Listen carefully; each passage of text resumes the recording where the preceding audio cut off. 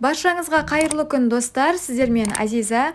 Бүгін осындай үйдегі бар заттардан жасалатын өте жұмсақ және дәмді бөлкелер жасайтын боламыз. Сондықтан да видеоны соңына дейін қараңыздар. Алдымен ыдысымызға ашытқы, қант, су және тұзымызды салып, жақсылап венчиктің көмегімен араластырып алатын боламыз. Содан соң оның үстіне жаңағы өлшелінген ұнымыздың шетінен 100 грамм ұнымызды салып, тағы да жақсылап араластырып алатын боламыз. Содан соң бетін пищевой пленкамен немесе орамалмен жауып 15 минутқа қалдырып қоятын боламыз. 15 минуттан кейін аламыз. Осылай ашытқымыз көтерілу керек. Содан соң оның үстіне сұйық майымызды құятын боламыз. Және де жаңағы ұнымызды електен өткізіп саламыз. Міндетті түрде електен өткіземіз. Сонда бөлкелеріміз жақсы болып көтеріледі. Алдымен осылай қасықпен осылай араластырып аламын. Содан соң қолыммен илеп алатын боламын.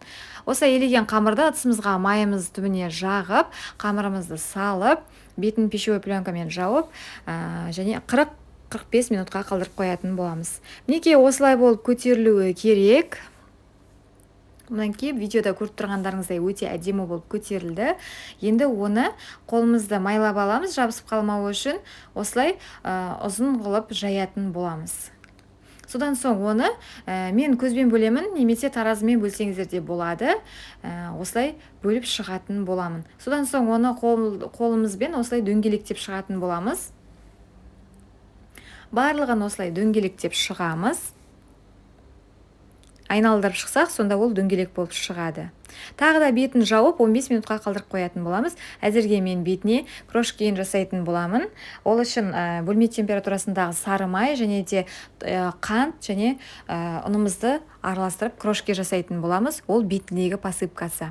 Енді оның үстіне жұмыртқамыздың саруызын езіп, осылай бетіне жапып шығамыз. Содан соң оның бетіне жаңағы посыпкасын сеуіп шығатын боламыз. Енді оны қызып тұрған пеште 180 градуста 35-40 минуттай пісіріп алатын боламыз. Сонымен біздің бөлкелеріміз дайын болды. Видеода көріп тұрғандарыңыздай өте әдемі, өте жұмсақ болып шықты.